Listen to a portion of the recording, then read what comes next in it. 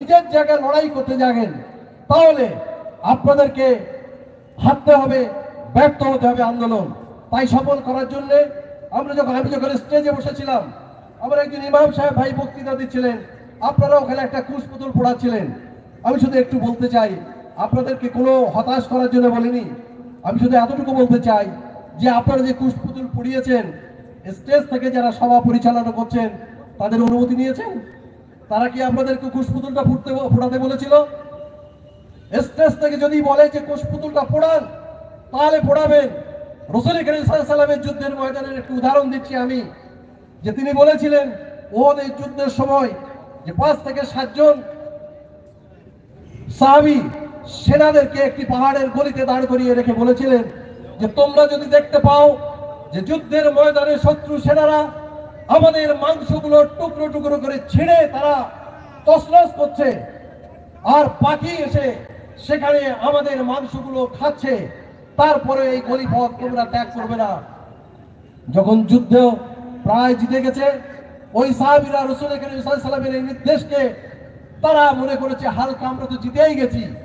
তাই সেখান থেকে তারাও সেই যুদ্ধলব্ধ মাল সংগ্রহ করার জন্য নিজেরা ওই অর্ডারটাকে তারা মনে রাখেনি। আপনারা জানেন যে কম সংখ্যায় 370 জন তারা সেদিন বদরের যুদ্ধে জিতেছিল, কিন্তু ওহদের যুদ্ধে আমাদের সংখ্যা বেশি ছিল, কিন্তু নেতৃত্বের নির্দেশকে অগ্রাহ্য করার জন্য আমাদেরকে পরাজিত হতে হয়েছিল।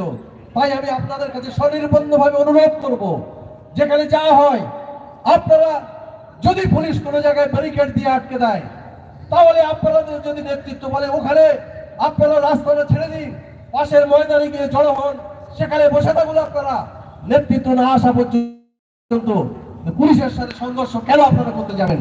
আমাদের সরকারি সম্পত্তি, সেই সম্পত্তি আমাদের, সেই সম্পত্তি আমাদের ট্যাক্সের টাকা তৈরি হয়েছে, আমাদের সব ট্যাক্সের টাকায় পুলিশদেরও চাকরি বেতন দেওয়া হয়, আমাদেরও রাজ্য চলে।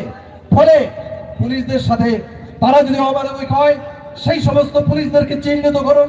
আপনাদের কাছে যে সমস্ত অ্যান্ড্রয়েড সেট আছে তাদের অ্যাক্টিভিটিস গুলোকে আপনারা ভিডিও করুন, পরে কোর্টে প্রডিউস করুন। এটাই হচ্ছে সবচেয়ে ভালো পদ্ধতি। কোনো সংঘর্ষ হবে না, আপনার সফল আন্দোলন গড়গড়িয়ে সামনে চলবে। আমি আপনাদেরকে বলতে চাই যে এর সাথে সাথে যদি না করেন তাহলে আমাদের আন্দোলনকে হারতে হবে। আমি আপনাদেরকে এতটুকু বলি যে ওয়াকফ যেটা আল্লাহ সম্পত্তি, পার্সোনাল ল, আপনারা শুনেছেন পার্সোনাল ল মানে আইন। এই আইন এখানে হচ্ছে শরীয়তি আইন। শরীয়তি আইনকে লঙ্ঘন করলে কোনো মুসলমান সেটাকে মানবে না। সেই জন্যে আমি সরকারের কাছে আবেদন করব যে সরকার এই আইন প্রত্যাহার করুক, কিন্তু তার আগে আপনাদের কাছে অনুরোধ করব, আগামী 26 তারিখ অল ইন্ডিয়া মুসলিম পার্সোনাল ল বোর্ডের সর্বভারতীয় সভাপতি আহ্বান করেছেন ওই দিনে বাচ্চা এবং মহিলাদের ব্যাপারে প্রচন্ড ভিড়ে তারা যাতে নিজেদেরকে সামলাতে না পারেন, সেই জন্যে বৃদ্ধ মানুষ, বাচ্চা ছাড়া ওই দিন আজ থেকে সমস্ত কাজ আপনারা সেরে রেখে দিন। কোনো গাড়ি যদি না থাকে আপনারা নিজেরা টাকা দিয়ে সারাদিনের চায়ের এই 1 সপ্তাহ চায়ের টাকা আপনারা বাঁচান, গাড়ি ভাড়া করবেন, লাইন দিয়ে এখান থেকে ব্রিগেডে আপনাদের লোক যাবে।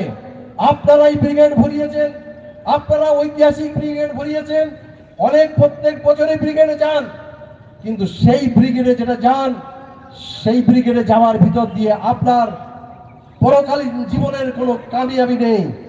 কিন্তু আজকে 26 তারিখের এই ব্রিগেডে যেটা যাবেন, আপনার শরীয়তকে বাঁচানোর জন্য শুধু নয়, ভারতবর্ষের শরীয়তি আইন ওয়াকফ সম্পত্তি লাগু হলে ভারতবর্ষের সংবিধান ধ্বংস হবে।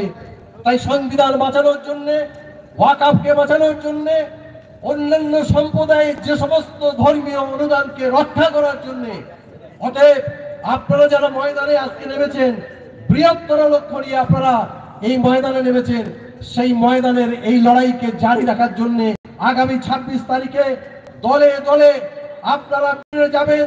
ব্রিগেড ভরে গেলে গোটা পশ্চিমবঙ্গের যদি রাস্তা অফ হয়ে যায় তাতেও আমাদের কোনো দুঃখ নেই সেই দিনের জন্য।